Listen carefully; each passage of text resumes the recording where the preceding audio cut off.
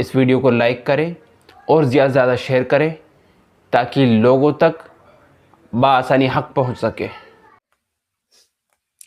ऋषि ऋषि है कि ऋषि है? रिची हो। हेलो हेलो, हाँ जी, एम आई ऑडिबल? बिल्कुल क्या बात है। बिल्कुल। क्या आपके बात पहनावे से तो आप मुसलमान लग रहे हैं, एम आई राइट? ये सही रहा भाई। इतनी देर से यानी हाँ, अभी भी हम पहनावे ही से मुसलमान लगे, बात से नहीं लगे। मैं तो रैंडमली यूट्यूब स्क्रॉल करते करते आ गया, सोचा अच्छा क्यूएनए है, थोड़ा जुड़ के सवाल जवाब कर लेते हैं, अच्छा मौका अच्छा है। अच्छा, यानी यानी आप हमें सिर्फ पहनावे से पहचान पा रहे हैं, हमारी बातों से, गुफ्तगू से नहीं नहीं पहचान ठीक पा है, रहे। अच्छा खासा नॉलेज है। आप मुफ्ती की हम्म नाम है, मुफ्ती हाँ। यासिर वाजिदी। हम्म ठीक। तो वो पूछे, मुफ्ती क्या साहब। सवाल है? या हिंदू हैं आप? या जी ठीक है। मैंने वैसे आपके पहनावे से नहीं पहचाना, गुफ्तगू से पहचाना। अच्छा, हम्म क्यों? गुफ्तगू ये से तो खुद पहचान आप लिया, बता सकते। अच्छा गुफ्तगू से अच्छा। पहचान लिया आपने। अब हर एक चीज की वजह नहीं होती है, बहुत सी चीजें ऐसी ठीक है, होती है मुझे इंसान थोड़ी का सिक्स सेंस बता देता फिलोसॉफिकल डिस्कशन पसंद है। आप करते हैं फिलोसॉफिकल डिस्कशन? है। Welcome to the world, welcome to the ring. जी। अच्छा, तो आप यानी प्रैक्टिसिंग हिंदू हैं या हिंदुइज्म छोड़ चुके हैं? मैं हिंदू ही हूँ, बट इतनी हार्ड शक क्यों कोर हुआ? प्रैक्टिसिंग वाला नहीं हूँ। तो ऐसे इतना शक कि क्यों किया मंदिर आपने? वंदिर ऐसा जाना, हाँ। लगता है कि कुछ हिंदुइज्म में आपको कुछ मसला है, कुछ टेंशन सी लग रही है, कुछ कंफ्यूजन सा है हिंदुइज्म में, फिलोसॉफिकली आप उसको हम्म, इनकंसिस्टेंट पाते हैं। जब हिंदुइज्म में मतलब कोई दिक्कत आएगी तब मैं हिंदू स्कॉलर्स के पास जाऊंगा। अब मैं आपके पास आया हूँ तो नहीं, मैं अगर आप इस्लाम के बारे किसी में जानना पक्के ज्यादा पसंद मुसलमान से करूंगा। मालूम करेंगे कि क्या मुसलमान हो, कहेगा अल्हम्दुलिल्लाह मैं मुसलमान हूँ। ये जो इतने 2 सेकंड का आपने पॉज लिया ना, इससे मुझे ऐसा लगता है कि कुछ हिंदुइज्म में आपको फिलोसॉफिकल क्या, इनकंसिस्टेंट। मैंने भी तो, आपने जब पूछा कि आप हिंदू है, मैंने तो तुरंत बोल दिया हाँ मैं हिंदू हूँ। अब मैं तो हिचकिचाया नहीं। उसके बाद मैंने आपसे पूछा कि क्या आप वाकई बिलीव करते हैं, प्रैक्टिसिंग करते हैं? आपने कहा सोच के। हाँ तो मैं तो मैं ये जो सच ही सोचा है बोलूंगा ना, ना। मैं ये प्रैक्टिसिंग तो नहीं हूँ कि सोचा, डेली मंदिर जाके पूजा करूँ, ऐसा प्रैक्टिसिंग हार्डकोर वाला तो चलो नहीं हूँ, लेकिन हिंदू हूँ। बहुत अच्छा है, ठीक है। हिंदुइज्म को, जो हिंदुइज्म के बिलीफ हैं, आप उनको सही समझते हैं ना? कुछ डाउट्स है, मैं उसको हिंदू स्कॉलर से क्लियर कर लूंगा। अच्छा, तो हम तो यहाँ मान लीजिए कॉन्सेप्ट ऑफ गॉड पर अगर हम डिस्कशन करें, तो हाँ, कॉन्सेप्ट ऑफ मुझे भी गॉड, कुछ पूछना था concept of concept of God जो गॉड है पे। वो इक्वल है। कॉन्सेप्ट ऑफ गॉड दोनों मजहबों में पाया जाता है, दोनों के यहाँ हम्म, इंटरप्रिटेशन अलग अलग है। आपके जो हिंदू स्कॉलर्स हैं वो आपको स्क्रिप्चर बेस्ड जवाब देंगे, जब तो आप हिंदू स्कॉलर्स के हम्म। पास जाएंगे। इसका मतलब ये है कि आप उस स्क्रिप्चर की जो अथॉरिटी है उसको सही मानते हैं, तभी आप उन हिंदू स्कॉलर से जवाब सुनना पसंद करेंगे। लेकिन आप अगर आप हमसे क्या सवाल जवाब देंगे? करेंगे, आप आप आप हमसे अगर इस्लाम कोई पे जवाब सवाल देंगे या फिर करेंगे, हिंदुइज्म पे जवाब देंगे? आप अगर हमसे सवाल करेंगे तो हम आपको कुरान की आयतें पढ़कर नहीं सुनाएंगे, क्योंकि आप कुरान की आयतों को नहीं मानते हैं। कुरान की आयतें उसको पढ़कर सुनाई जाएंगी जो कुरान की आयतों को मानता है। अब मैं क्या जवाब दूंगा, अभी आपका सवाल ही नहीं आया। अच्छा, तो मैं पूछ सकता हूँ, इजाजत हो तो? जी जी बिल्कुल इजाजत है। ठीक है, बहुत रेस्पेक्टफुली बात करूंगा, चिंता मत कीजिए। सेम तो सेम मेरा फ्रॉम आवर सवाल साइड। है कि, जी। हाँ, मेरा सवाल ये है कि आप मतलब अल्लाह को उसके अपीयरेंस से कैसे डिफाइन करते हो? वो फिजिकल है, मेटाफिजिकल है, उसके पास बॉडी है, हाथ पैर है, क्या है? आपका ये सवाल बहुत ही अहम होने के साथ साथ बचकाना भी है, और उसकी वजह यह है कि जो हमारा वर्ल्ड व्यू है उसके एतबार हम्म, से खुदा के अंदर कोई ऐसी क्वालिटी नहीं है कि जो इंसानों में हो, या इंसानों में कोई ऐसी क्वालिटी नहीं है कि जो खुदा में हो। खुदा ने अपने ताल्लुक से जो ऐलान किया है और जो रैशनली 100% कंसिस्टेंट और करेक्ट है, वो ये है कि उस जैसा कोई नहीं है और उस जैसी कोई चीज नहीं है। नहीं, तो मैं आप अगर, एट्रीब्यूट की बात नहीं कर रहा, मैं फिजिकल अपीयरेंस की बात कर रहा था। भाई फिजिकल अपीयरेंस भी एट्रीब्यूट ही में आती है। अच्छा, आपका जो, ठीक है। आपकी जो रेस है, आपका कलर है, आपकी स्किन कलर है, या बॉडी शेप है, फॉर्म है, ये सारे आपकी एट्रीब्यूट्स ही तो होंगे ना, ये नहीं? वो मतलब मैंने मतलब तो बहुत जगह पे सुना था कि मैं तो ये समझ अल्लाह रहा के था कि पास एक, आपको फिलॉसफी आती है। हम्म, हाँ हाँ, आती है। तो ये तो इतना बेसिक सा आप डिफरेंस नहीं नहीं कर पा रहे। पूछने का कारण है ना, वो तो जब जो आगे सुनेंगे तब जो आपको पता इंसान चलेगा। का किसी भी चीज का जो आकार है, उसका रूप है, उसका जो शेप एंड फॉर्म है, ये सारे उसके एट्रीब्यूट्स में ही आते हैं। अच्छा, ठीक है, thank you for this knowledge. जी, अब हम आगे बढ़ सकते हैं अगर आपकी इजाजत हो तो। आई डोंट नो, अभी हमने पिछला पड़ाव तय कर लिया। ये बात साबित हो गई कि खुदा वो है कि जिस जैसा कोई नहीं और ना उस जैसा कोई, ये तय हो गया। हाँ, मतलब आपके बोलने के अकॉर्डिंग तो वही है, या नहीं, आई एग्री। आपने इसको मान लिया या नहीं? हाँ, आई मीन आपको ऑब्वियसली इस्लाम की नॉलेज ज्यादा होगी तो मान लिया। नहीं, इस्लाम नहीं भाई, आपसे तो फिलोसफिकल मैंने तो गुफ्तगू हो अभी रही है। हाँ, मैंने तो अभी किसी नहीं, मतलब स्क्रिप्चर का आप कोई अपने हवाला नहीं गॉड दिया को ना। डिफाइन कर रहे हैं ना, आप तो इस्लाम के गॉड को ही डिफाइन करेंगे, आप इस क्योंकि डेफिनेशन को अगर एक्सेप्ट कर रहे हैं। मैं एक्सेप्ट करूंगा तो मैं मुसलमान ही ना बन जाऊंगा। गजब है। तो ठीक है, अगर एक्सेप्ट ना करें तो इसको रिजेक्ट करें, रिफ्यूट करें इसको। हम्म, इसलिए तो बोला गया ठीक है, तो आपको। मेरे बात को आगे सुनिए तब ना पता चलेगा। मैं ऐसा इसलिए पूछ रहा था क्योंकि मैंने बहुत जगह पे सुना है कि अल्लाह के पास एक हाथ है, हम्म एक पैर भी है, मतलब हम्म और जब दज्जाल की बात हो रही होती है तब वहां हम्म पे प्रॉफिट मोहम्मद बोलते हैं कि अ, उसके पास एक आंख नहीं है, ऐसा करके डिफाइन करते हैं शायद। हम्म या अब अगर वो फिजिकल अफेयरेंस में नहीं है तो हम्म। ये सब बॉडी पार्ट्स कहाँ से आ रहे हैं? मैंने अभी आपसे ये कहा कि इंसान की जो बॉडी होती है, ये भी उसके एट्रीब्यूट्स में से है। कहा ना मैंने अभी? शक्ल भी काउंट होती है इसमें? जो शक्ल, भी हाथ, कुछ है, पैर। जिस तरह भी आप किसी जात को, किसी एंटिटी को पहचान पाए, वो उसकी एट्रीब्यूट है। फिर तो ये मतलब आप तो हदीसों के या फिर कुरान के खिलाफ शायद बात कर रहे हैं, इसने कह दिया, साबित करे, क्योंकि साबित करे। ठीक है, मतलब हम्म। मिशकात की एक हदीस होती है, क्या वहां कह पे रहे हैं, लिखा होता है मिशकात, कि क्या पूरी तैयारी के साथ आए, हाँ, मिशकात की, हाँ। और ये उस वक्त तैयारी क्या, मैं स्क्रॉल मेरे कर पास रहा है था, मुझे मुसलमान दोस्त मुसलमान मेरे। मुसलमान जैसे कुछ लोग लगे, और मिशकात की हदीस, जी बोले। हाँ, तो मेरे पास मुसलमान दोस्त है, मैं उनसे पूछताछ करूंगा हाँ ना। हाँ हाँ, ठीक है ठीक है ठीक है जी। ठीक है, उस हदीस के अकॉर्डिंग जो है, हम्म अल्लाह ने एडम को अपने ही इमेज से बनाया। हम्म। अब अगर एडम इंसान है तो अल्लाह भी तो इंसान जैसा ही दिखना चाहिए ना। ठीक। तो जब मैंने ये बात आपको बताई, तो शुरू में कि एक आपकी जो रेस, आपका कलर, वो सारी की सारी चीजें एट्रीब्यूट्स हैं, आपका रूप, आपकी शक्ल, हर चीज एट्रीब्यूट्स है। तो हम्म आप एकदम दहल गए। वो दहलना मुझे महसूस हुआ, चूंकि आपके आगे की जितनी इमारत थी ना, वो सारी वहीं ढह गई थी, पहले ही ढह गई थी। इसको तो रेस्पेक्ट हमने देना बोलते हैं मेरे अकॉर्डिंग। तो हमने पहले ही ये क्लियर कर दिया था कि खुदा के लिए ये सारे अल्फाज जो कुरान और हदीस में आए हैं, जिनको हम अपनी जबान में लिम्स बोलते हैं अंग्रेजी में, वो सब के सब क्या है? वो सारे के सारे एट्रीब्यूट्स हैं। ठीक है। अब मैं आपको कुरान की एक आयत का हवाला देता हूं, चूंकि आपने एतराज अल्लाह की जात और उसकी सिफात पे किया है। अल्लाह ताला ने ये एक उसूल बिल्कुल 100% कंसिस्टेंट उसूल दे दिया है। वो ये फरमाता है कि लईसा कमिस्लिही शै, उस जैसी कोई चीज नहीं है।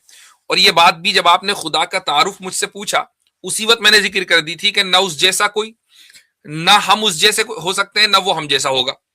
ये है लईसा कमिस्लिही शै का मतलब। अच्छा, अब आपने कहा कि नहीं, अल्लाह का एक हाथ है, अल्लाह की दो आंख है। तो आप जब ये बात कह रहे हैं तो ये दो मान आंख के नहीं, चलते हैं, एक आंख नहीं है, ऐसा डिफाइन किया गया है वो हदीस जो भी में आप कि कहें दज्जाल की जब बात कि हो रही अल्लाह थी ना। की एक आंख है, वो व्हाटएवर। तो इसका मतलब आप ये मान के चल रहे हैं कि अल्लाह ताला का हाथ वैसा ही है जैसा कि हमारे हाथ होते हैं, और अल्लाह की एक आंख वैसी है जैसे कि हमारी आंखें होती हैं, या उसके पैर ऐसे ही है जैसे कि हमारे पैर होते हैं, जबकि अल्लाह खुद कह रहा है कि उस जैसा कोई नहीं। तो फिर इसका मतलब क्या हुआ? इसका मतलब यह हुआ कि जिस हाथ और पैर का जिक्र कुरान और हदीस में आया है, वो उसके एट्रीब्यूट्स हैं, और वो किसी भी शक्ल में फिजिकल नहीं हो सकते, क्योंकि हमारे, आपके और दुनिया की हर मखलूक के हाथ पैर अगर हैं तो वो फिजिकल हैं। अल्लाह ताला के फिजिकल हाथ और पैर है ही नहीं, क्योंकि उसने पहले कह दिया कि उस जैसा कोई नहीं है, कुछ नहीं है। शक्ल भी तो एट्रीब्यूट में ही आता है। बता दिया ना मैंने आपको कि कोई भी शक्ल, फॉर्म, कुछ भी हो, वो फिजिकल नहीं है। अच्छा, अब अरे वो जो हदीस मिशकात के जिसका आप हवाला दे रहे हैं, हम्म, उसमें अल्लाह ताला ये फरमाता है, नहीं हदीस है, वो नबी करीम सल्लल्लाहु अलैहि वसल्लम ये फरमाते हैं कि अल्लाह ताला ने आदम अलैहिस्सलातु वस्सलाम को अपनी सूरत पर पैदा किया। ये याद रखें कि सूरत भी यहाँ फिजिकल नहीं है, नॉन फिजिकल है, और नॉन फिजिकल सूरत को ही हम सीरत बोलते हैं। तो अल्लाह ताला ने हजरत आदम को जो सिफात और एट्रीब्यूट्स दी हैं वो दरअसल उस खुदा की एट्रीब्यूट्स का रिफ्लेक्शन है, मैनिफेस्टेशन है। हमारे अंदर रहम है इसलिए कि खुदा में रहम है। हम तो अपने एडम को भी वैसा ही होना चाहिए ना? बता दिया ना मैंने कि रिफ्लेक्शन है। रिफ्लेक्शन ऐसा, मिसाल के तौर पर अगर सूरज का रिफ्लेक्शन कहीं होगा तो सूरज नहीं होगा, उसकी जो हीट है सूरज में उस रिफ्लेक्शन में कितनी ही डिग्री कम होगी। हमारे अंदर जो रहम है वो खुदा के अंदर खुदा की जो रहम वाली सिफत है उससे कहीं कम है, चूंकि ये रिफ्लेक्शन है। जो एग्जाम्पल है वो तो बिल्कुल फिट नहीं बैठ रहा ना, क्योंकि एकदम यहाँ पे 100% साफ-साफ फिट लिखा है बैठ गया, कि 100% फिट बैठ गया। चूंकि जब हमने ये मान सुनिए तो। लिया कि सूरत फिजिकल नहीं है, क्योंकि खुदा में कुछ भी फिजिकल नहीं है, खुदा ने खुद ही कह दिया कि फिजिकल नहीं है, तो अब सूरत क्या है? सीरत है। जब सूरत सीरत है और सीरत नॉन फिजिकल होती है, तो खुदा ने अपनी सीरत यानी कुछ एट्रीब्यूट्स के मुताबिक हजरत आदम को बनाया है। हमारे अंदर जो अच्छी सिफात है वो इसलिए कि खुदा के अंदर अच्छी सिफात है, ये मतलब है उसका। सीरत समझे आप भाई? सीरत का नहीं, मतलब समझे आप? ये जब मिशकात की हदीस आप तो लेकर बोल आए रहे तो हैं सीरत क्यों नहीं समझेंगे? नहीं याद रहे, देख मिनट, सीरत समझे भाई आप? वहां पे फेस की ही तो सीरत, बात हो रही है सॉरी, ना, कि सीरत उनके से पूछ इमेज रहा हूँ को सीरत का मतलब समझे आप, जो मुफ्ती साहब सीरत कह रहे हैं? हाँ, उनके एट्रीब्यूट्स। भाई ऋषि मियाँ, एक बात बता रहा हूं मैं आपको, रिची। जब आप स्ट्रीम में आए ना, जहां से आपने शुरुआत की, जो जुमले मैंने कहे थे वहीं से आपके आगे आने वाले सवालों का जवाब हो गया। जब बंदा स्ट्रीम में कदम रखता है ना, तो उसकी सांस से हमें पता चल जाता है कि वो सवाल क्या करेगा। तो जवाब हम पहले ही रेडी रखते हैं, और इसीलिए बहुत से लोगों के जो जवाबात हैं उनको लगता है कि आउट ऑफ द सिलेबस आए, कि यार इनको तो पहले से पता था। हम तो सांस से पता लगा लेते हैं। अरे लेकिन आपने जब बोला कि अल्लाह के एट्रीब्यूट्स मेटाफिजिकल या फिर नॉन फिजिकल सवाल हैं, का जवाब हो चुका, जो भी हो अरे? चुका, जो भी सवाल का जवाब है वो दलील के साथ दिया है मैंने, कुरान का रेफरेंस दिया है, हदीस के माना बयान कर दिए। अब अगला बंदा माने ही ना उसको, तो इसको हटदर्मी और स्टबर्ननेस कहेंगे। क्यों? ये उस वक्त होता है जब बंदे का सिलेबस पहले से आउट हो जाए, यार ये क्या, मैं तो पूरी तैयारी कर मिशकात ये वो करके आया था, दोस्तों से सवाल, यहाँ तो कुछ और ही बात निकली। उस वक्त जब ये अटैक आता है ना, ये उस वक्त कैफियत होती है। ठीक है, आपकी बात मान लेंगे अगर आप दिखा दे कि उस हदीस में उस चीज को लिटरली नहीं लेना है। मैंने तो पहले ही बता दिया, कुरान की आयत दे दी मैंने आपको, कुरान की आयत बता दी मैंने कि कुरान की आयत ऐसे बोलती है कि एक बात बताएं, क्या किसी भी शेयर में, मसलन मैं हवाला दे रहा हूं लिंग्विस्टिक का, कि किसी भी लैंग्वेज का अगर कोई मास्टरपीस है, लिंग्विस्टिक मास्टरपीस है, और उसमें मान लीजिए कोई बात मेटाफोरिकली लिखी हुई है, तो क्या उसके ऑथर को ये कहना जरूरी है कि हेलो भाई मैं मेटाफोरिकल बात कर रहा हूं, अभी ये जो अगले 2 जुमले ना मेटाफोरिकल आ रहे हैं, उसके बाद फिर वो जब जुमले मुकम्मल हो जाएंगे, भाई ये जो 2 जुमले गए थे ना मेटाफोरिकल थे, अगर इस तरह होने लगा तो फिर वो मास्टरपीस कहाँ रहा? चलें कसर भाई, कुछ अच्छा, ये जो मेटाफोर है, मैं एक अपने ये मेटाफोर नॉन फिजिकल है कि ये कैसे समझे आप बताइए? ये कसर भाई। ऋषि भाई देखिए, 2 रूट है ना हमारे पास। एक तो ये रिलीजन का है, एक फिलॉसफी का है। आपने फिलॉसफी से शुरू किया, आप रिलीजन पे आए, चले ठीक है, वो एंटरटेन हो गई। अब रिलीजियसली तो आपको बता दिया गया कि हमारे पास जो सबसे बड़ा सोर्स है कुरान है, उसके मुताबिक तो हो गया कि कोई चीज़ भी अल्लाह जैसी नहीं है। कोई भी हम एग्जांपल दें, कुछ भी दें, जैसा भी है वो एक अल्लाह की अपनी शान के मुताबिक है भाई, वो एक जो हमारी कंसेप्शन में वो नहीं है। इसको काउंटर करने के लिए अब आप अगर इस्लामिक, जैसे मिशकात का हवाला दिया या और हवाले हैं, तो फिर आपने दलील देनी है कि ऐसा क्यों नहीं है।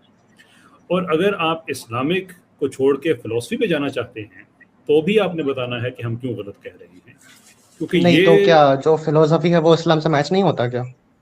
इस्लाम के बाहर से आती है फिलोसफी? ये नतीजे कैसे आपने निकाला? नहीं, आपने बोला ना कि आप फिलोसफी को और इस्लाम को अलग अलग नजर से देखते हैं। कब कहा मैंने?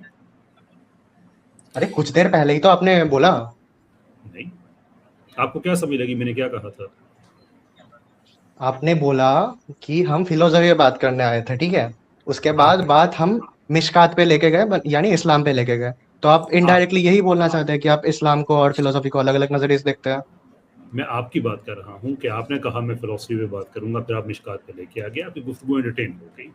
तो फिलोसॉफी अगर पे ही आप तो बात चल religious- रही है ना। अब वो अगर अगर अब आप सुन लीजिए हजरत, अगर आपने अपने रिलीजियस आपने अगर हवाला रखना है तो आपने बताना है कि जो कुरान से मुफ्ती साहब ने हवाले दिए हैं कि उसका काउंटर आप इस्लाम के अंदर से लेके आए। वो नहीं है तो आपके पास दूसरा रास्ता फिलोसफी का है, आप फिलोसफी से लेके आ जाए कि खुदा की कोई मटीरियल फॉर्म हो सकती है। लेकिन अब आपने करना है, हमने तो आपको बता दिया, मुफ्ती साहब ने क्लियर कर दिया कि इस्लाम उस पर क्या कहता है। करता हूँ बताइए। करता हूँ मैंने सबसे पहले मिशकात की हदीस दी, उसके बाद मुफ्ती साहब ने मिशकात की हदीस को खंडित करते हुए अपने कुरान का हवाला गलत दिया। गलत गलत होता क्या है? गलत। खंडित ने भाई अपने उसको अपने एक्सप्लेन किया है। अल्फाज हमारे मुंह में मत डालें, उल्टी सीधी बात ना करें। मिशकात की हदीस का जो सही माना है वो बयान किया है, उसको गलत नहीं कहा है। देखिए मुफ्ती साहब, आपसे सीधा सीधा पूछना चाहूंगा, जब सीधा ही वहां सीधा पे जवाब लिखा दिया है है, सीधा ही ये- सीधा जवाब दिया है, और अरे कुरान तो के दोबारा रेफरेंस से पूछने जवाब दो। दिया है, और कुरान की आयत की रोशनी में हदीस के माना की वजाहत कर दी है। सीधा सीधा है। जब अब वो वहां पे अब लिखा सीधी है बात कि मसला, आज की दुनिया में बहुत से लोगों को सीधी बात समझ में नहीं आती, तो उसका हमारा क्या कसूर है? इनको मैं एक और तरीके से मैं एक्सप्लेन करता हूँ। देखिए ऋषि साहब, आप देखेंगे दुनिया में आपको कई एग्जांपल्स मिल जाएंगी कि किसी चीज़ को जब भी आप लिखते हैं किसी एक टेक्स्ट के अंदर, तो आप उसको हर बार डिफाइन नहीं करते हैं। फॉर एग्जांपल, जब आप एक लेजिस्लेशन लिखते हैं तो उस लेजिस्लेशन के अंदर लफ्ज़ आ जाएगा अथॉरिटी मिसाल के तौर पे, या उसके अंदर आ जाएगा एप्रीहेंशन, या उसके अंदर आ जाएगा अंडर एज।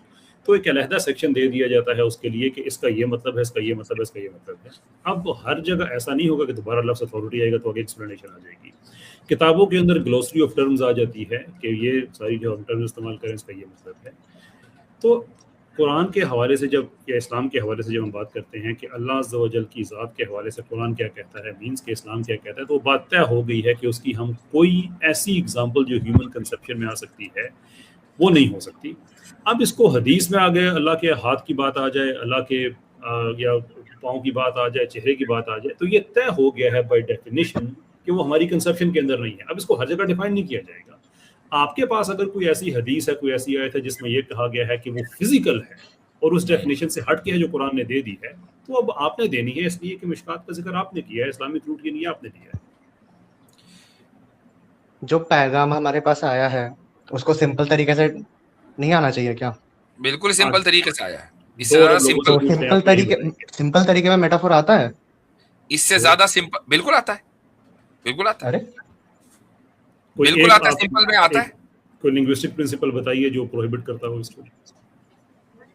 जब वहां पे, ठीक है, आप वहां पे कोई अरबिक वर्ड दिखा सकते हैं जो कि इमेज के खिलाफ जा रहा हो, या फिर नहीं वहां पे इमेज की बात ही ना हो आपने रही हो? मेटाफर को सिंपलिसिटी के अगेंस्ट करार दिया है, कॉन्ट्रडिक्ट कर दिया सिंपलिसिटी और मेटाफर में। इसकी कोई दलील है? देखिए दलील तो हदीस में भी नहीं है कि वहां पे नहीं, मेटाफोर है। अभी कुरान हम में है। अब हाँ, अभी हम आप भी- आपकी लैंग्वेज की बात कर रहे हैं कि सिंपलिसिटी और मेटाफर में कॉन्ट्रडिक्शन होता है। आप इसकी कोई दलील दे सकते हैं? आप तो बड़े चूंकि माहिर फिलोसोफर हैं, मैं दे दूंगा तो जब ये फिलोसफी से मिशकात वाली दलील दे हदीस दें। का मुद्दा खत्म होगा। आप फिलोसफी से ही दलील दे दें, चूंकि ऐसा लग रहा था कि आप बड़े माहिर फिलोसोफर हैं। वो तो मैं हूँ। ठीक है, तो फिलोसफी से दलील दें कि मेटाफर और सिंपलिसिटी के दरमियान कॉन्ट्रडिक्शन है। मिशकात वाला मुद्दा खत्म हो जाए उसके बाद जरूर दूंगा। मिशकात वाले मुद्दे से रिलेटेड है ये।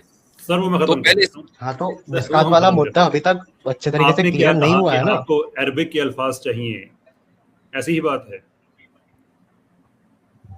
अरेबिक अल्फाज भी चाहिए, मतलब होगा तो ठीक है, और अगर नहीं होगा तो वहां पे आप दिखा दीजिए कि आप इसको मेटाफोरिकल तरीके से ले रहे हैं। वो तो मुफ्ती साहब ने आपको बता दिए ना, अरबी के अल्फाज के हर हदीस की इंटरप्रिटेशन। अगर आप इस्लामिक थियोलॉजी के एक्सपर्ट हैं तो आपको इतना पता होगा कि हर हदीस की एक्सप्लेनेशन आप कुरान के कॉन्टेक्स्ट के अंदर देखते हैं। तो कुरान ने पहले चीज़ डिफाइन कर दी है, उसके अंदर लफ्ज़ जो हैं, एक लफ्ज़ देख लें ला, एक लफ्ज़ है मिसल, एक लफ्ज़ है शही, तीन मैं आपको बता देता हूँ कि जो अरबी के जो आप पूछ रहे हैं कि ये क्लियर हो गया कि कोई ऐसी एग्जांपल नहीं है जो ह्यूमन कंसेप्शन के अंदर हो। तो कैसर साहब, आप ये बताइए कि जब आपकी कुछ ये कैसर भाई, जब कैसर भाई यहाँ मसला ऐसा हो रहा है कि नाच ना आए आंगन टेढ़ा। अभी क्यों भाई ऋषि साहब? नहीं, एक मिनट कैसर भाई, एक मिनट ऋषि भाई, यही कहा ना मैंने, नाच ना आए आंगन टेढ़ा। ठीक है, आपको अगर पर्सनल अटैक्स करना है तो मैं चलता हूँ, कोई दिक्कत नहीं हाँ है। देखो, रुक जाए अभी, ये पर्सनल अटैक नहीं था, ये मैंने मेटाफर की एक लिंग्विस्टिक एग्जाम्पल दी थी जिसको आप जैसा आदमी समझ गया। आपके अब सिंपल आदमी है, आप कोई फिलोसोफर तो है नहीं। तो इससे साबित हुआ कि सिंपलिसिटी और मेटाफर में कोई कॉन्ट्रडिक्शन नहीं है। एकदम आप समझ गए कि यार ये तो मेरे ऊपर कह रहे हैं कि मैं जानता नहीं हूँ कुछ, हालांकि मैंने जानने का लफ्ज इस्तेमाल मेटाफोर नहीं में किया। कोई कॉन्ट्रडिक्शन नहीं है, हालांकि जब मैंने वहां पे नाचने साफ का साफ लफ्ज लिखा है इस्तेमाल कि किया, इमेज ना की यहाँ बात हो आपकी रही है, आंगन है, ना उसमें टेढ़ापन है, ना कोई चीज नहीं है। लेकिन आप इस मेटाफर इसको को तो थोड़ा समझिए। जबरदस्ती सही करना एक बोलते हैं ना। आम अगर हम आदमी, हर चीज में एक ऐसे आम मेटाफोर लगा दे तो आदमी, कुछ ना कुछ आप तरीके से हर जैसा चीज सही हो एक जाएगी। आम आदमी के जिसको रिलीजन का कुछ नहीं पता, फिलोसफी का कुछ नहीं पता, वो अगर मेटाफोर को समझ रहा है तो साबित हो गया कि मेटाफोर और सिंपलिसिटी में कॉन्ट्रडिक्शन नहीं है जी। अगर हम चीजों को छुपाने के लिए मेटाफोर लगा दे तो हर चीज सही हो जाएगी मुफ्ती साहब। ठीक ठीक ठीक ठीक, बात हो गई बिल्कुल। चले भाई आगे। अच्छा, आज आपने जो बात कही जी वो बड़ी गजब की कही कि मांस खाना तो नेचुरल इंस्टिंक्ट है। ये क्या सच है? ये जो मांस खाना है ये नेचुरल है कि ये बुरी चीज है जिसको छोड़ देना चाहिए? मतलब ये नहीं मेरी समझ में। आप पंडित जी, क्या ये जो आप बात कर रहे हैं ये क्षत्रियों पे भी लागू होता है? नहीं, मैं ब्राह्मण हूँ, मैं ब्राह्मणों की बात करता हूँ। अच्छा, तो यानी ये कैसा धर्म है जो सिर्फ ब्राह्मणों के लिए गोश्त को इलीगल करता है और इम्परमिसिबल करता है, क्षत्रिय चाहे जो खाएं? किसी जानवर को आप खाएंगे तो मर ही जाएगा ना, तो आपको उसको नहीं, उसको तो हत्या आप सब्जी खाएंगे तो सब्जी जिंदा रहती है क्या? वो भी तो मर जाती है। इसीलिए आपको ब्राह्मणों से बात करनी चाहिए। ब्राह्मणों ने सभी फल पौधों को, जितने भी पौधे हैं, जितने भी, इनको वरदान दिया हुआ है ब्रह्मा जी ने। ये कभी मर नहीं सकते। इनको अच्छा। काट लेंगे, दोबारा पनप जाएंगे, फिर हो जाएंगे, फिर हो जाएंगे, अपने आप हो जाएंगे। हिंदू क्रांति। हिंदू क्रांति। जी भाई, जय राम जी की। क्या हाल चाल है? बहुत बढ़िया मुफ्ती साहब, आपको सुनते हैं बहुत अच्छा लगता है, लेकिन आज आपने जो बात कही जी, वो बड़ी गजब की कही। ये आपने ये मांस खाने के ऊपर कहा कि मांस खाना तो नेचुरल इंस्टिंक्ट है। ये क्या सच है? हाँ, जिन लोगों ने बहुत सी चीजों में नेचर के खिलाफ ऐलान जंग किया हुआ है उनको नेचुरल नहीं लगता है। चूंकि आप नेचर के खिलाफ भी ऐलान जंग कर सकते हैं। अब मसलन एक खुदा की इबादत करना कि जिसकी मूरत नहीं है, ये नेचुरल इंस्टिंक्ट है। लेकिन आप देखें बहुत सी दुनिया में बहुत सारे लोग ऐसे हैं कि जो उस अनदेखे खुदा की भी मूरत बना देते हैं और यकीन मान के बैठ जाते हैं कि नहीं यही खुदा है। अब ये नेचर के खिलाफ जंग हुई कि नहीं हुई? चलिए उसको छोड़ते हैं, पहले इसी मांस पे आते हैं। नहीं, आपने कहा कि उसको कैसे छोड़ दें? ये सारी चीजें इंटरट्वाइंड है भाई, ये सब चीजें मिली जुली हैं। नेचर के खिलाफ इंसान जाता है या नहीं जाता है, पॉइंट ये है। मैं वही तो आपसे बातचीत करने आया हूँ कि ये जो मांस खाना है ये नेचुरल है कि ये बुरी चीज है जिसको छोड़ देना चाहिए? मतलब ये नहीं मेरी समझ में। आप कहना क्या चाहते हैं? मैंने तो खुद ही आपसे बताया ना कि क्या नेचर के खिलाफ इंसान जा सकता है या नहीं जा सकता। पॉइंट ये है, पहले इसको बताएं। बिल्कुल जा सकता है, इसमें कोई बड़ी बात। हाँ बिल्कुल, कोई बड़ी बात नहीं है। ठीक है, तो अगर गोश्त खाना नेचुरल इंस्टिंक्ट है और कुछ लोग ये कहते हैं कि नहीं, हम तो गोश्त को गलत समझते हैं, गोश्त खाने को गलत समझते हैं, तो ये नेचर के खिलाफ जाना हुआ। और नेचर के खिलाफ जाना मुमकिन है, तो इसलिए अगर आप ये कहें कि नहीं, चूंकि बहुत बड़ी तादाद गोश्त नहीं खाती इसलिए नेचुरल इंस्टिंक्ट नहीं है, अगर आपका आर्ग्यूमेंट ये है तो ये आर्ग्यूमेंट मैंने पहले ही डिसमेंटल कर दिया। नहीं, मैं तो पंडित आदमी हूँ, मैं तो विरोध करता हूँ मांस खाने का, लेकिन इस्लाम भी मांस खाने का विरोध करता है। मैं तो आपसे इसलिए कह रहा हूँ। अच्छा, अगर आप पंडित हैं और आप मांस खाने का विरोध करते हैं तो आप हर हाल में मांस खाने का विरोध करते हैं या बाज एक्सेप्शनल सिचुएशंस में आप कहते हैं कि नहीं मांस खाया जा सकता है? नहीं, आपत्तिकाले मर्यादा नास्ति, विपत्ति काल में तो कुछ भी किया जा सकता है, वो कोई बड़ी बात नहीं है। उसकी थोड़ा सा उसको जरा एक्सप्लेन करें, विपत्ति काल क्या चीज है? जरा आपने गाढ़ी हिंदी बोल दी। मतलब ऐसा मौका आ जाए कि काम ना चले, बगैर मांस खाए तो खाया जा सकता है। अच्छा, तो यानी अगर फल हैं, फ्रूट्स हैं, सब्जियां हैं, इसके बावजूद हरण का शिकार किया जा सकता है? नहीं, मैं ये नहीं कह रहा हूँ। मैं कह रहा हूँ आपको खाना है और आपके पास कोई दूसरा चारा नहीं है, आपको जिंदगी बचानी है तो खाया भी जा सकता है। ये बात जिंदगी बचाने की नहीं हो रही है, बात ये हो रही है कि हरण का शिकार करना है और इसलिए नहीं करना कि जिंदगी बिल्कुल खतरे में, अगर हरण नहीं खाया तो क्या हरण का शिकार किया जा सकता है या नहीं किया जा सकता? नहीं किया जा सकता। अच्छा जी, तौहीद भाई थोड़ा सा रेफरेंस वगैरह दें। पंडित जी आए हैं। पंडित जी क्या ये जो आप बात कर रहे हैं ये क्षत्रियों पे भी लागू होता है? नहीं, मैं ब्राह्मण हूँ, मैं ब्राह्मणों की बात करता हूँ। अच्छा, तो यानी ये कैसा धर्म है जो सिर्फ ब्राह्मणों के लिए गोश्त को इलीगल करता है और इम्परमिसिबल करता है, क्षत्रिय चाहे जो खाएं? नहीं, ऐसी बात नहीं है। मैं ये कह रहा हूँ कि मैं एक ब्राह्मण होने की वजह से मांस खाने का विरोध करता हूँ। ये नेचुरली मैं सही कर रहा हूँ कि गलत कर रहा हूँ? इंसान के लिए मांस खाना, चाहे वो ब्राह्मण हो, क्षत्रिय हो या कोई और कास्ट का हो, इस्लाम के लिए मांस खाना, इंसान के लिए मांस खाना दुरुस्त है या नहीं? मेरी नजर में तो गलत है। मतलब हजरत आप समझ रहे हैं इनका कहना कि ब्राह्मण जो है वो प्योर नेचुरलिस्ट है, बाकी नहीं है। जी बाकी नेचर को फॉलो नहीं करते। तो वो जो तौहीद भाई, जहां तक मुझे याद पड़ता है कि राम जी ने भी तो कुछ शिकार विकार किया था। हाँ जी बिल्कुल, वो रेफरेंस भी दिया जाता है कई बार, वो मुझे ढूंढना पड़ेगा रेफरेंस, वो बहुत आजकल चर्चा में भी है, बल्कि आर्य समाजी तो आजकल उसको जो है वो बल्कि दिखा रहे हैं पूरे, उसमें से वीडियोस बना के, शॉर्ट क्लिप बना के दिखा रहे हैं जी। तो वो रेफरेंस एग्जैक्ट कहाँ पे है वो मैं ला देता हूँ, थोड़ा इंतजार करें जी। लेकिन ऐसा नहीं है, लेकिन ऐसा नहीं है, सुन लीजिए, बात सुन लीजिए, ऐसा नहीं है। क्यों बता, मुझे तो पता है कि वो करते थे भाई। हाँ, तो ये मान रहे हैं, तो वो करते थे, तो ऐसा क्यों करते थे? देखिए, ये उनका मामला है, मैं तो ब्राह्मण हूँ, मैं तो कह रहा हूँ मांस खाना गलत है। तो राम जी ने गलत किया? मांस खाना गलत है, मैं तो राम जी को भी गलत किया, बिल्कुल गलत किया। तो वो मर्यादा पुरुषोत्तम राम नहीं है? नहीं, अगर देखो ना, उन्होंने शिकार किया तो गलत किया। हम तो बार बार कहते हैं कि शिकार गलत है। उनको आप रोल मॉडल मानते हैं कि नहीं मानते? बिल्कुल मानते हैं। तो एक रोल मॉडल ने इतनी बड़ी गलती क्यों कर दी? इसमें रोल मॉडल नहीं मानते, जिसमें मानते हैं कि नहीं मानते? अभी बहुत सारी चीजों में गलत किया होगा उन्होंने, इसी में क्या? नहीं, ये बात नहीं है। जो चीज सही है उसको सही मानते हैं, जो गलत है उसको गलत मानते हैं, इसमें कौन सी बड़ी बात है? नहीं, देखें, एक बात ये कि एक आदमी अगर डिवाइन है, गॉडली है ना, तो वो ऐसा कोई काम नहीं करेगा जिसको गॉड ने, डिवाइन ने बिल्कुल गलत कह रखा हो। मिसाल के तौर पर मैं नहीं, आप ही तो कह रहे हैं ना कि गलत है। ये आपने कैसे कह दिया जो बात कह रहे हैं कि नहीं वो ऐसा गलत नहीं कर सकता? गॉड क्यों नहीं गलत कर सकता? गॉड भी गलत कर सकता है, क्यों नहीं कर सकता? अच्छा, ये बहुत अच्छा, बस चले इसी पे बात करते हैं फिर। ये तो बहुत शानदार हो गई बात भाई। तो ये जो गॉड, हाँ बात अच्छा, अब ये बताएं कि गॉड जो गलत या सही करता है उसका फैसला कौन करेगा? गॉड या गॉड का बनाया हुआ क्रिएशन? वो तो बात का काम है ना कि गॉड को किसने बनाया, गॉड ने क्या बनाया, तो कहानी घूम फिर के वो गोल गोल हो जाती है ना, इसमें कुछ जान नहीं है ना। नहीं होती है, मैं सिंपली आपसे पूछ रहा हूँ कि सही गलत का फैसला कौन करेगा, कैसे करते? ये तो हम करेंगे ना, हम और आप। हजरत अगर बस आप एक सेकंड, एक इजाजत दे दीजिए मुझे, मैं बस इतना पूछता हूँ कि भाई आप क्या है, सनातनी है, आर्य समाजी है, वेदांती में, सनातनी में वेदांती है, क्या है आप? अपना थोड़ा बताएं, इंट्रोडक्शन दीजिए, उसके बाद वही गुफ्तगू आगे बढ़ेगी। बस अपना इंट्रोडक्शन दे दीजिए। मैं पंडित हूँ भाई, ब्राह्मण हूँ। सनातनी है ना? ठीक है, चल। नहीं, इन्होंने हाँ नहीं कहा, सनातनी है।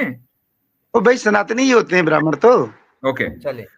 तो आपने कहा कि हम करेंगे सही गलत का फैसला, मैंने ये नहीं कहा कि कौन करेगा, मैंने कहा कैसे करेंगे। जो गलत है उसको गलत कह के गलत कहेंगे। पता कैसे चला कि सही और गलत क्या है? कौन बताएगा हमें? देखिए ना, हम बता रहे हैं ना आपको। हम तो नहीं मानते। आप हैं कौन भाई? नहीं, देखिए आप दूसरी जगह बात को ले गए। अभी नहीं, वहीं पे है। अगर मांस खाना गलत है और एक ब्राह्मण ये कह रहा है कि मांस खाना गलत है, हिंदू क्रांति कह रहा है, तो मैं क्यों मानूं? मतलब मुझे कोई एविडेंस चाहिए ना। मैं अकेला नहीं हूं। देखिए, ये बात तो कुरान कह रही है कि मांस खाना गलत है। उसको आप साइड में रखें। अभी मैं आपसे ये पूछ रहा हूं कि हम किस बुनियाद पर, कुरान की बुनियाद पर सही गलत कहेंगे? अब अगर कुरान की बुनियाद पर सही गलत है तो कुरान पे बात करेंगे, फिर बहुत सारी चीजें मांस खाना क्यों गलत है मैं ये समझा देता हूं आपको। देखिए, मैं आपसे सिंपल ये क्वेश्चन कर रहा हूं कि सही गलत का फैसला हम कैसे करेंगे, किस बुनियाद पे करेंगे, किस आधार पर करेंगे? अभी बता देता हूं ना। जी बताइए। देखिए, जो चीज हमारे अपने लिए, हम अपने लिए बुरी मानते हैं, अपने लिए कष्टदायी मानते हैं, दुखदायी मानते हैं, वो चीज दूसरे के लिए भी दुखदाई होगी ना, वो उसको भी कष्ट देगी। भाई मेरे उसको भी लिए तो गोश्त खाना दुखदाई नहीं है ना, बहुत अच्छा है। तो आपकी बात मैं क्यों मानूं? मैं चाहूंगा सारी दुनिया गोश्त खाए। नहीं नहीं, कबाब में गोश्त बड़ी तो लज्जत आती है, बिरयानी बहुत अच्छी लगती है।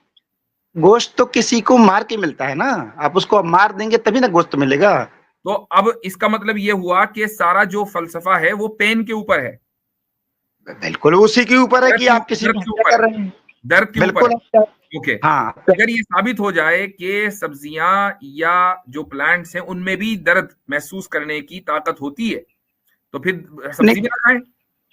सुनिए ना, पेन नहीं है, वो मौत है, उसको आप खत्म कर रहे हैं ना, उसकी हत्या कर रहे हैं। वो पेन भी महसूस करते हैं, मेडिकल साइंस इसको प्रूव कर चुकी है। देखिए पेन भर होता तो बात अलग हो जाती, अभी वो मर भी रहा है ना साथ साथ, वो तो खत्म हो जा रहा है, वो तो बकरा मर ही जाएगा। वो तो जानवर भी हो रहा है। नहीं कोई भी जानवर होगा, वही तो मैं कह रहा हूँ, किसी जानवर को आप खाएंगे तो मर ही जाएगा ना, तो आपको उसको तो हत्या आप सब्जी खाएंगे तो सब्जी जिंदा रहती है क्या? वो भी तो मर जाती है।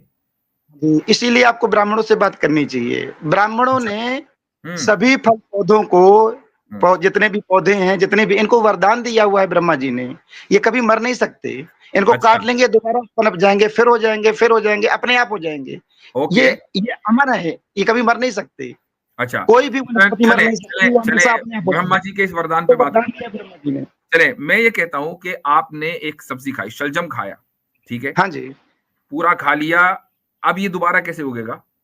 नहीं नहीं, अरे आप किसी भी फल को खाएंगे ना, उसमें जो उसको पुनः उत्पन्न करने वाला होता है वो बीज होता है।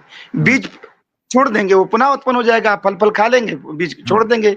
लेकिन बकरे के एक आदमी को बीज में भी बड़ा टेस्ट आ रहा है, उसने बीज भी, अब केला खा लिया, केले के अंदर तो बीज नहीं होता ना, क्या करें उसका? नहीं होता ना, केले के अंदर भी बीज होता है।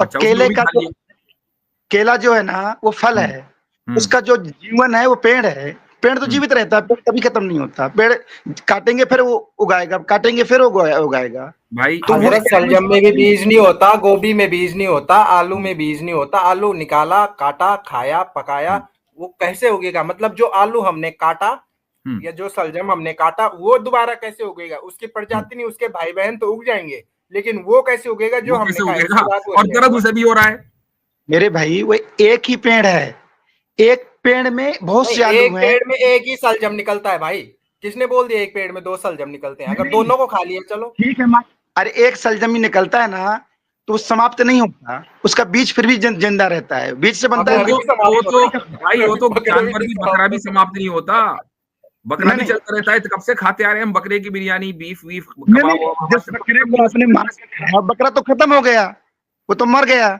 आपके सामने, मर गया। बकरा मरा है ना, जैसे वो वाला केला मरा है भाई, रुकिए ना, वो वाला केला मरा है, वो वाला बकरा मरा है, ठीक है? नहीं, देखो ये कुतार्की की बात हो जाती है। आप भी ये बात जानते हैं, मैं भी जानता हूँ कि अगर मुझे मार दिया जाएगा या आपको मार दिया जाएगा तो आप पूरी तरह से नष्ट हो जाएंगे, आपका कोई बीज नहीं बचेगा। लेकिन पेड़ को अगर आप पूरी तरह से काट भी देते हैं तो फिर से उगाएगा, वो फिर से पनप जाएगा, फिर से खड़ा हो जाएगा, वो मरता नहीं है। उसको ब्रह्मा जी का वरदान प्राप्त है। आप जानवर को कंपेयर कर रहे हैं दरख्त से, जानवर को हम कंपेयर कर रहे हैं फल से, क्योंकि फल खाया जाता है, दरख्त नहीं खाया जाता। फल जानवर, एक फल जैसे ही आपके हाथ में वो फल आया, अब उसकी अपनी एक आइडेंटिटी है, ये खाएंगे ये खत्म होगा। एक बकरा आपके हाथ में आया, उसकी अपनी एक आइडेंटिटी है, वो खाएंगे वो खत्म होगा।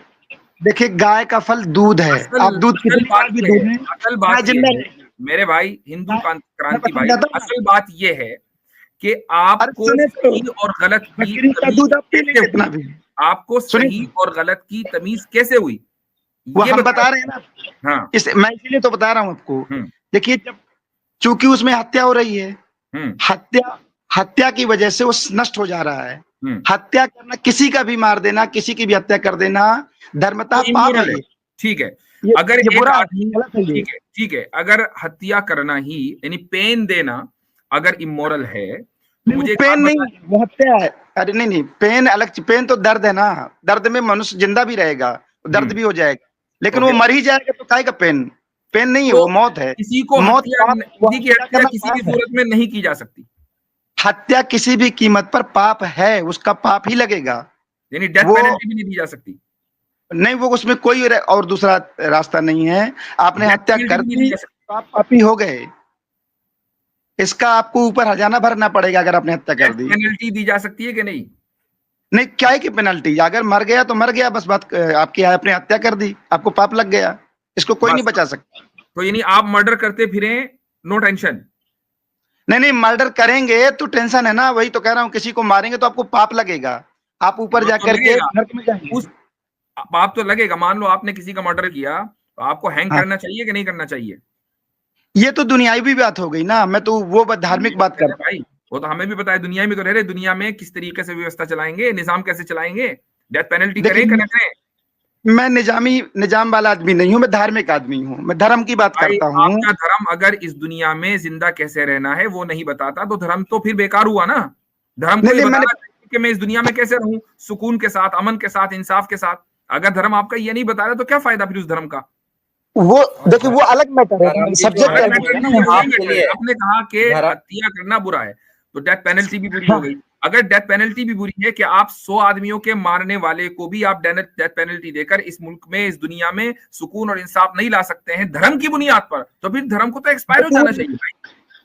मेरी बात सुनिए, ये जो हत्या है, धर्म भी वो जिसको उसी धर्म में से कुछ प्रतिशत लोग मानते हों, मतलब तीन कैटेगरी के लिए अलग नियम है और एक कैटेगरी के लिए अलग नियम है, और उसी कैटेगरी को बाकी 3 लोगों के लिए नहीं अप्लाई किया जाएगा।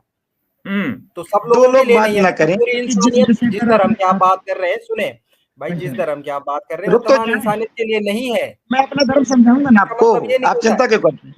मुझे बताएं, आप मुझे बताएं कि डेथ पेनल्टी के बगैर एक सिंपल सा क्वेश्चन है, एक आदमी, एक ब्राह्मण ने 100 क्षत्रियों को निपटा दिया, अब उस ब्राह्मण को इस दुनिया में इंसाफ बाकी रखने के लिए डेथ पेनल्टी दी जानी चाहिए या नहीं दी जानी चाहिए? क्वेश्चन है, जवाब दें।